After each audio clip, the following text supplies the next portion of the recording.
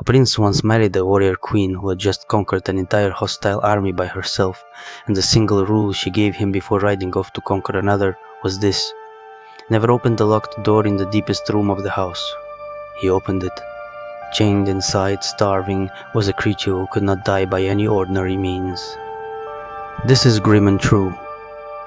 This story comes from Alexander Afanasyev's 19th century collection of Russian folk tales, one of the strangest and darkest entries in the entire canon, built around a villain whose death is not a moment but an object, hidden inside another object, hidden inside another, buried at the edge of the world.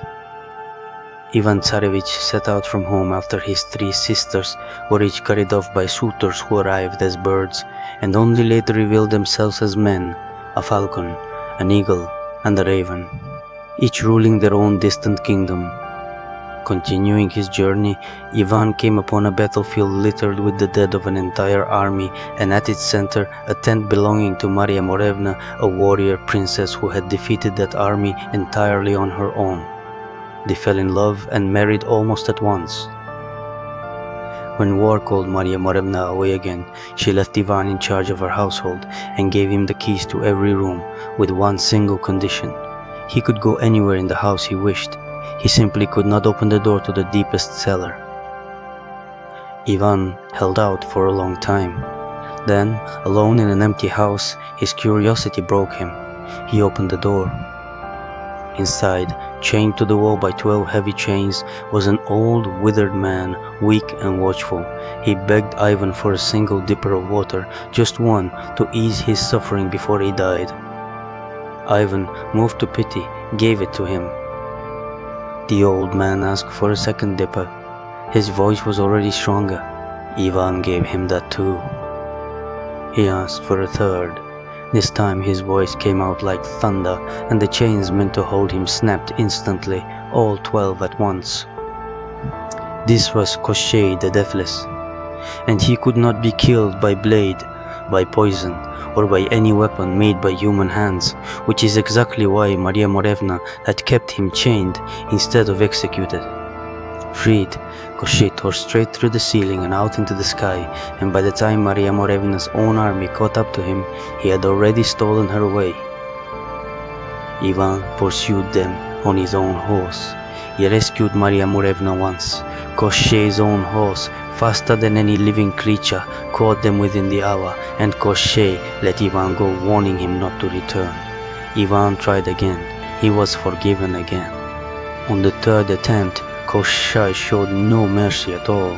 He struck Ivan down and scattered his remains across the field, then rode home with his stolen bride. Ivan's brothers-in-law, the falcon and the eagle and the raven from the beginning of the story, found what was left of him.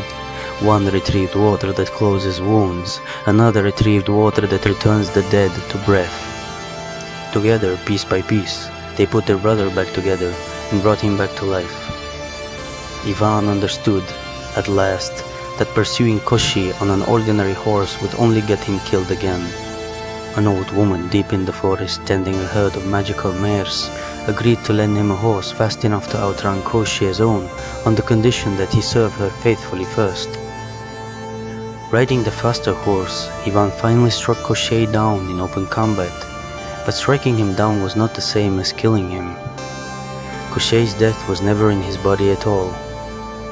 Far away, on a small island at the edge of the world, stood a single green oak tree.